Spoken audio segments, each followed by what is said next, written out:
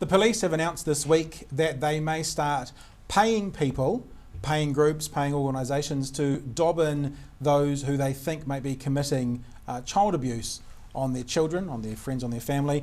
And yeah, it's an interesting way to look at society that we're in an age where to do the right thing, you need to receive payment from the police. Let's first look at exactly what they had to say. On One News, the police explain why they think this idea will work. When we look and debrief cases like Nea Glassy, Kahui twins, we know that within the family environment there are people there that know the offending or abuse is taking place. So with abuse taking place, that's what they're saying. The Children's Commissioner, former Judge Andrew Beecroft now the Children's Commissioner, he's kind of said that the idea is okay.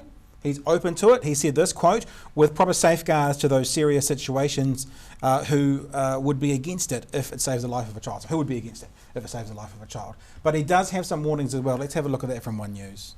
Complaints can be made for money. They could be trumped up complaints. They could be half-truths used to further the interests of a party. So it would have to be for serious alleged instances when no other information is available. So, you know, it's a good idea if it works, but there are some concerns around it as well, paying to dob people in. I think it's awful. I mean, if you're part of a family and you know there's child abuse going on in it because you're a part of it, and yet you're such a scumbag you won't even go forward and protect the child, really? You should be paid for that information? I mean, I know, it just beggars belief.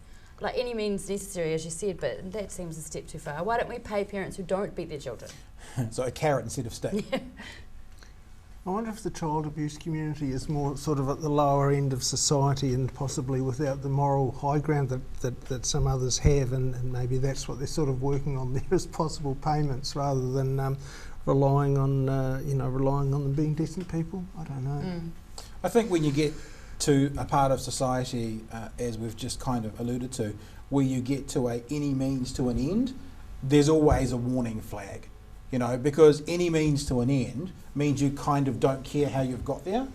And I think we need to care how we get to a conclusion. We need to get to the right conclusion, but we need to get there the right way as well. Also, this does open up, and look, and I have to say, first of all, I'm kind of with Andrew Beecroft. I think in an ideal world, you know, this seems to be an okay idea because if it helps us save children, then why wouldn't you? Yeah. But I also think that's overly simplistic look at it, because we don't have a perfect world. We have partners who are fighting in court for, you know, for their children, and these stories will come out and they'll be done. So, you know, I think it's always good to be looking for ways to help with child abuse and help solve the issue of child abuse. If this is one of them, I think we'd have to support it, but the question still is big and it's out there, and it's will it be?